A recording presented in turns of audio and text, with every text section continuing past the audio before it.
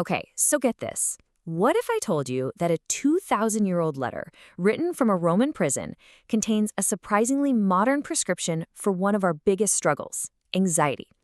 It's a pretty fascinating idea, right? So let's unpack it.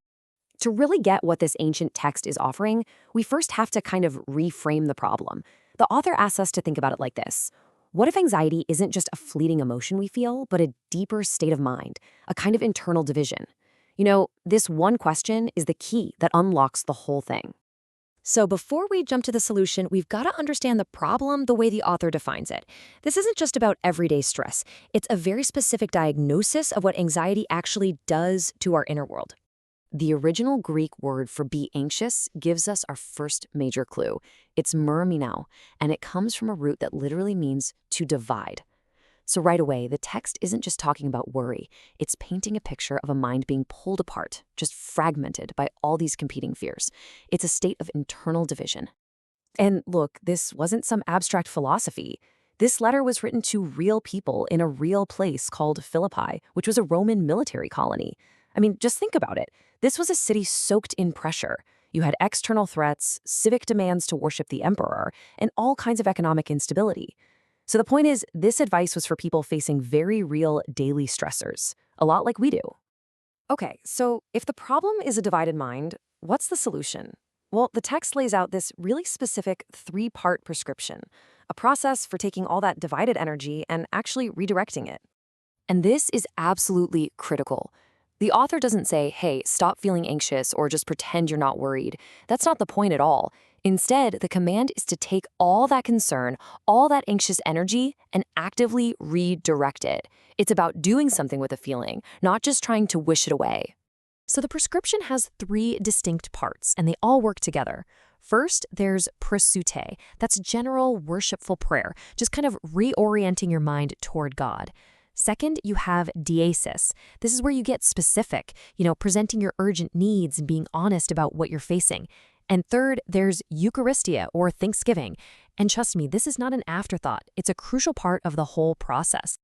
Yeah, this idea of theological memory is just brilliant. Thanksgiving, in this context, basically works as a tool to reframe your current situation. By intentionally bringing to mind past instances where things worked out or where you saw faithfulness, it anchors your present anxieties in a bigger, more stable story. It literally shifts your perception from being totally defined by the fear you're feeling right now to being informed by past grace. So you've taken your divided mind, you've redirected it through this three-part prayer. What happens next? Well, the text promises something pretty profound, a peace that does way more than just calm you down. It actually acts as a guard. The word for peace here is irene, which is the Greek equivalent of that famous Hebrew word shalom.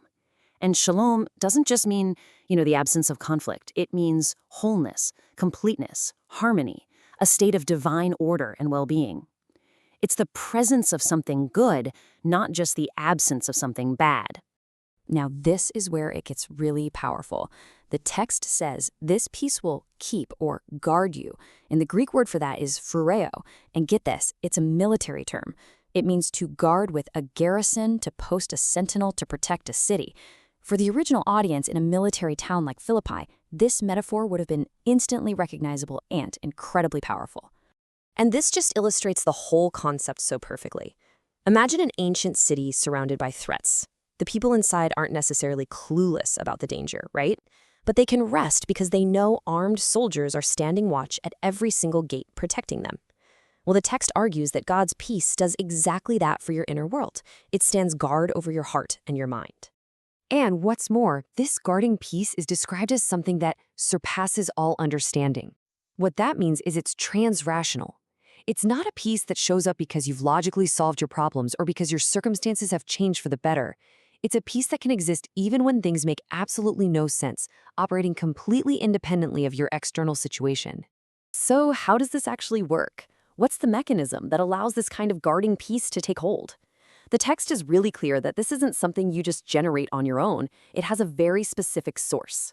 The entire process, from the prayer all the way to the peace that results, is only accessible through Christ Jesus.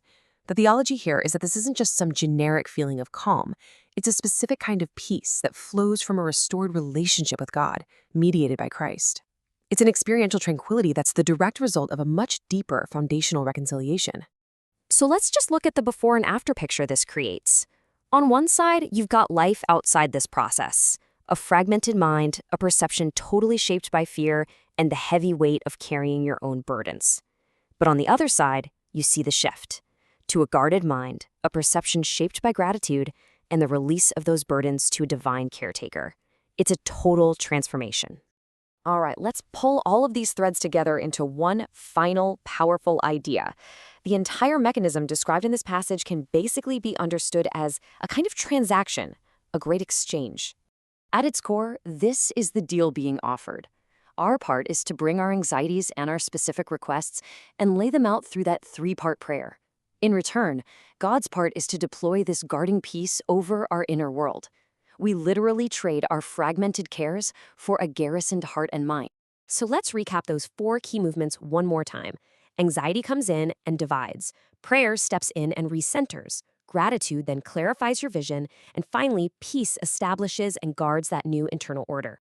And we end on this final, really provocative thought.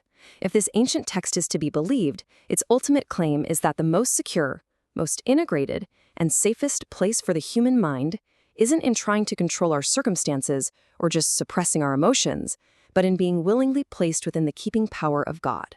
It's a 2,000-year-old idea that really challenges us to rethink the very nature of our inner lives today.